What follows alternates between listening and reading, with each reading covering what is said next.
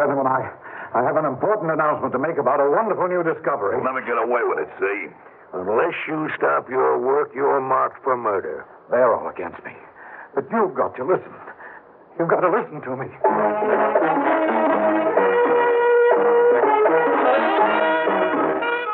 Theater 5 presents The Evil That Men Do.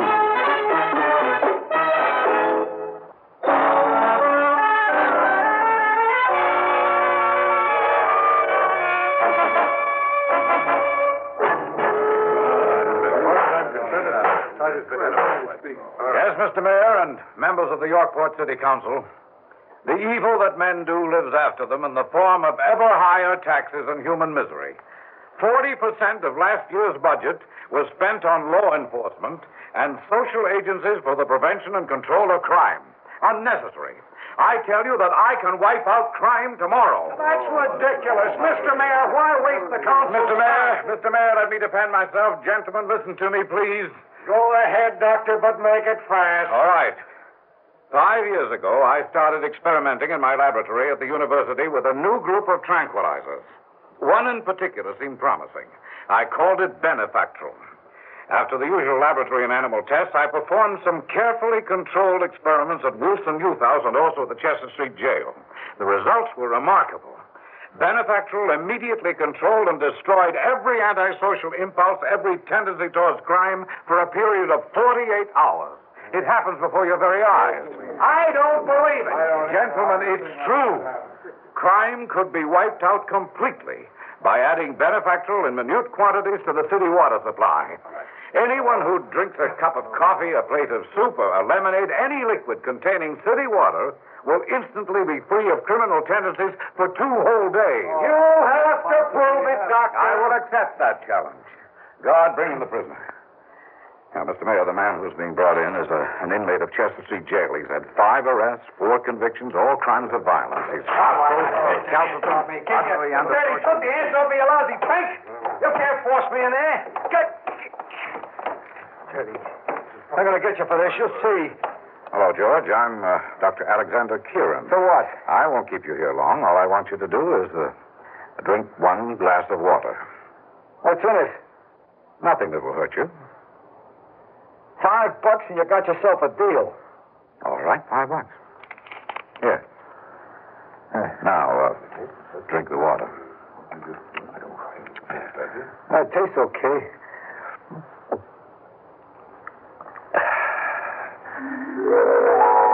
That's good. Anything else I can do for you, Doc? No, that's all. Here, Doc. Take your $5 back. I didn't really earn it. No, it's yours. I don't know. I feel funny taking it. It'd be stealing. That's not right. All right, guard, you can loosen that handcuff. Oh, thanks. And, sir, I'm sorry I caused you any trouble before. Oh, you better take your watch back. I'm ashamed to say I snatched it from you as you brought me in. Here, I apologize.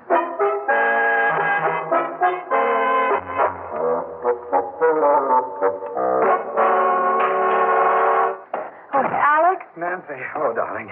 Oh, Nancy, that was wonderful news. Oh, darling, I'm so happy for you. The demonstration went well. It couldn't have gone better. The mayor and council backed me all the way. Oh. I have complete authorization to treat all city water with Benefactral and enough funds for a 1-year tryout to build a pilot plant to manufacture it. For just 1 year? Well, Nancy, that's all I need. If I can keep Yorkport free of crime for 1 year with Benefactral, you will witness the beginning of a moral revolution which will sweep the world. Well, if I'm alive to witness it. Alive? Well, don't you see, Alex, that you're upsetting the balance of nature, just as other scientists did when they killed off so many insects that the birds died? Honey, I thought you believed in Benefactral. I thought you'd be proud and happy that it was being recognized. Well, I'm proud of you, Alex, and I'm happy for you, but Look, I've always thought that people could only better themselves by dedication, not medication. I hope I'm wrong, dear. With all my heart, Alex, I hope I'm wrong. But I'll get it, dear. You must be tired. Where's that four-eyed squid who's making trouble for me? Who are you?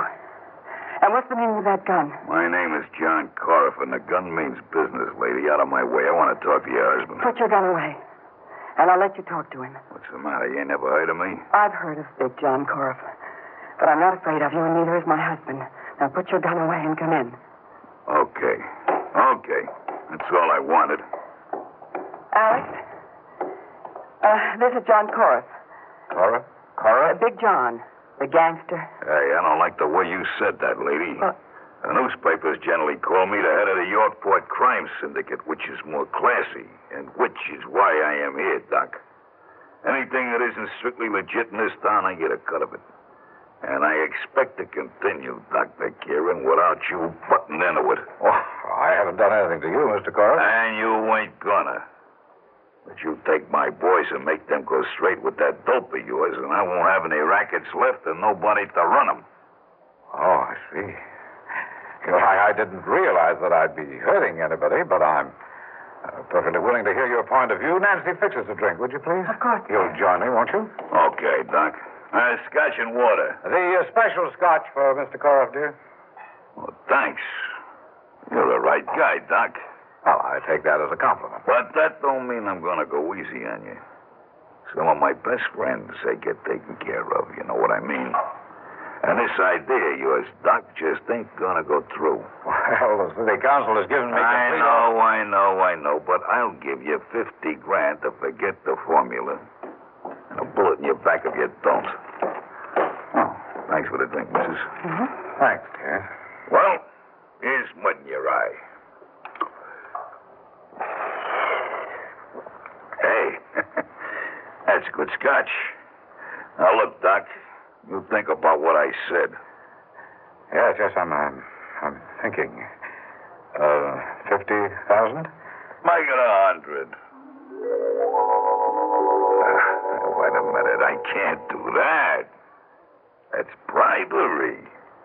I don't know what I was thinking of. Not to speak of the bullet. That's murder. Yes, I've heard. You know, Alex, when you really think about it, crime don't pay. A lot of heartache, that's all. You really feel that way, John? 100%. You know, Alex, I think I'm going to resign from the mafia. I find myself in fundamental disagreement with its purposes and policies.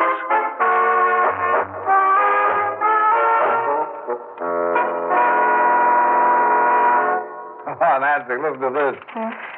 Despite delays and difficulties in getting Dr. Kieran's water treatment plant into operation, the crime rate in Yorkport has dropped drastically due to the disorganization of the crime syndicate formerly headed by Big John Coriff. Well, the name still frightens me. When I opened the door and saw that... Oh, that's over, dear. Now he's my friend and biggest supporter. Well, I hope he stays friendly. Don't worry, I'll see to it that he does. Every 48 hours, I give him a dose of benefactor. He knows that he needs it. Well, suppose he were sick and couldn't come, or just out of the city. Alex, you're leaning on such a slender reed. Oh, Nancy, don't start that again, please. Look, to everybody but my wife, I'm a hero. Oh, Alex. Well, it's true. There's a delegation coming to see me in a few minutes just to congratulate me. Chief of Police Roberts and Jim Rutgers, some big businessman. Just to congratulate you? Well, I suppose so. They didn't say, but, you know. Oh, Well, that must be them. Will you show them in here? Certainly. Oh, How do you do, Miss Kieran? Yes, Dr. and see you right away. Thank you. Well, good afternoon, Chief Roberts. Good afternoon, Mr. Rutgers. Have a seat. Well, Chief Roberts, I guess I'm making your work a lot easier these days, huh? You're making my work easier, but my life harder. I beg your pardon? Doctor, I'm John Rutgers, president of the Rutgers Lock Company. You know, the trouble with you scientists is that you don't think things through. I'm afraid I don't understand what... I'll level with you, Doctor. We represent hundreds of people. You may not know it, but you're trying to ruin us, and we're not going to let you. Ruin you? I think very highly of you. My lock company employs a lot of people here in Yorkport. If you put us out of business, you'll upset the economy. I've spent 25 years in police work. I'm a highly trained man, but trained only for crime detection. I'm a dedicated servant of the community. I won't take this lying down. Now, we're not talking just for ourselves. And we warn you that we're not going to stand for this. Oh, wait a minute. Are you threatening me? Take it any way you like, but if you don't listen to us, some of the boys from Big John's old organization may call on you. Oh, look, I'm not going to be blackmailed. I'll take this to the public. I'll take my case to the citizens through the newspapers. You're being naive, Kieran. The newspapers need stories about robberies, assaults, and crimes of passion. If they helped you eliminate crime completely, they'd be cutting their own throats. And that's a crime. You trying to tell me that the newspapers, that responsible citizens want crime? It's not as simple as that, Kieran. You're upsetting the balance of nature. Oh, yes, I've heard that before. We're not threatening you, but... But if you don't stop, somebody, I don't know who, but somebody, is going to make you a dead duck.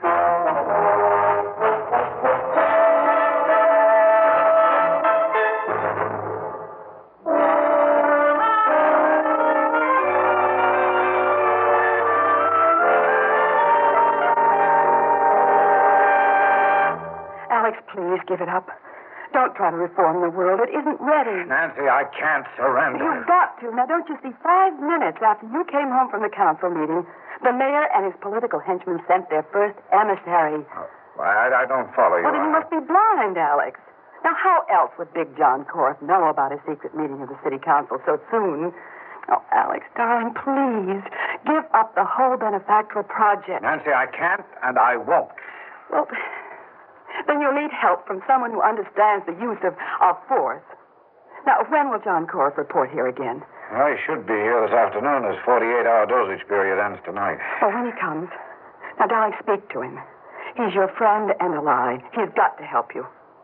Because you need help.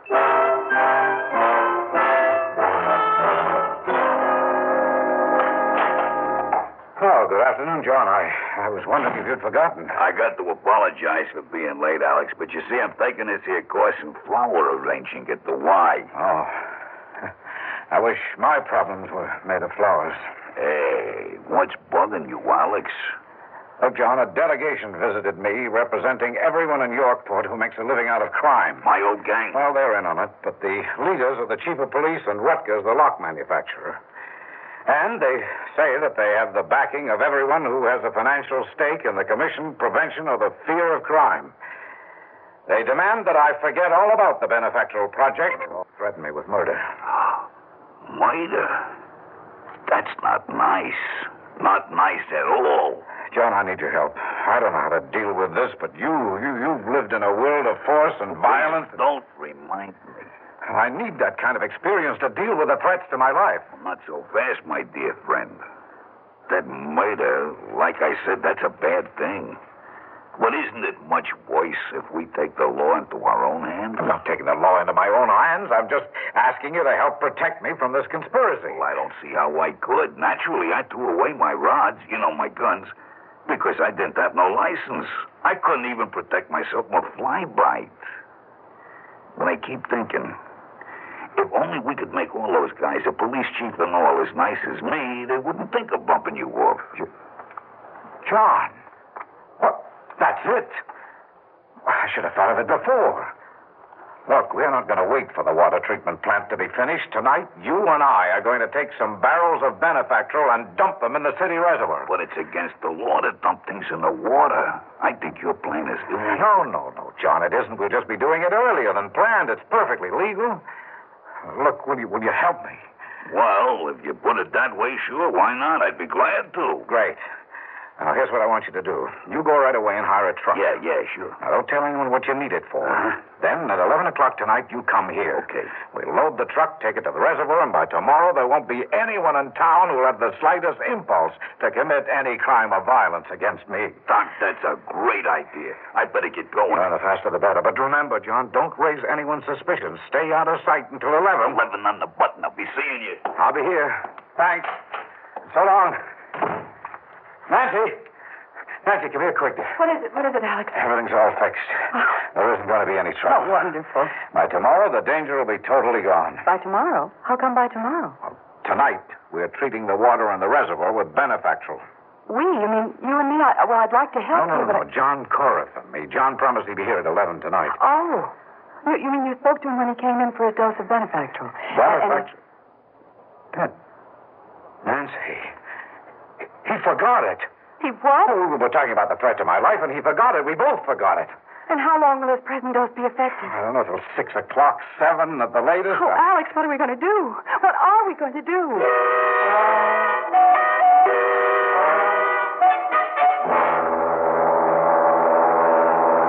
Darling, I don't know where he can be. I've called everywhere. I think he'll be here. Well, maybe, but in what condition? Now we'll see. Alex, be careful. Hi, Doc.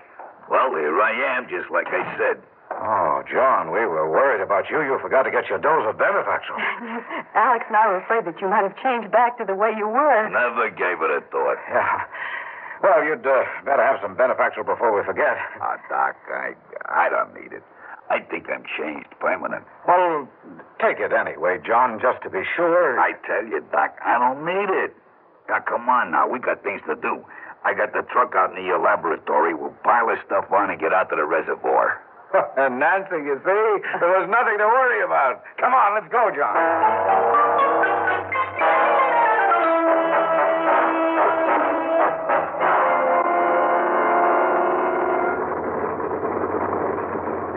A couple of 100 yards further, John, then turn right. I get it. Say, Doc, how long will this load of stuff, the Benefactor roll, keep your port doped up? Doped up? Well, you know what I mean. Fixed. So that nobody will do anything violent. Oh, about 4 months, I figure, if they keep on drinking this water. That gives us a chance to get the regular treatment system in operation. This gives us a bigger chance than that, Alex. What's bigger than that? Now, listen to me. All my life, I wanted to have a city just laid out for me. A model city. Model for crime, that is. Now, thanks to you, I got it. John, I don't understand you. I'll spell it out. All you and me have to do is stay away from that water. Then everybody else reforms. And we pick all the meat off the bones and blow to town. John, look, you're not thinking of committing a crime. Why, I thought... That I'd gone straight permanent? That you were still playing me for a patsy? Forget it. Nobody does that to Big John. Not for long. But you go along with me, Doc. And I'll cut you in for a piece of the cake. And if I refuse? Refuse? Wouldn't make no sense. I got all the benefactor I need right here in the truck, and I also got a gun. A brand new gun. So, here we are, Doc Kieran. Just you and me. The beginning of a great partnership or the end of the road. You choose. No. I won't let my word be perverted. You'll have to shoot me. Doc, it wouldn't be the first time I've had to knock off a friend. Okay. Out and walk. All right, Cora. This is Chief Roberts. Drop the gun. We have you covered on all sides. You heard the chief, John. You better drop the gun. All right. I'll shoot. Okay, boys, move in and grab him. Mrs. Kieran, you can come out now. Nancy. Oh, darling, you're all right. Oh, darling, I had to call the police. You mean you knew that Cora was faking tonight? Well, I didn't know, dear, not for sure, but I know that when you try to interfere with the evil that men do, you're looking for trouble. And I wouldn't trade my husband for a city full of angels.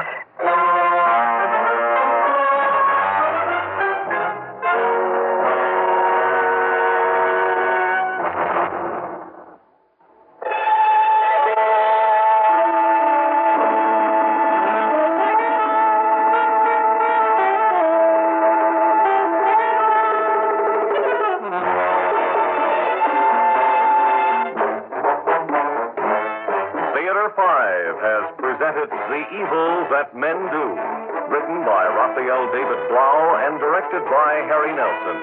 In the cast, Ian Martin, Jan Miner, Jackson Beck, Fort Benson, and George Petrie. Audio engineer Marty Folia. Sound technician Ed Begley.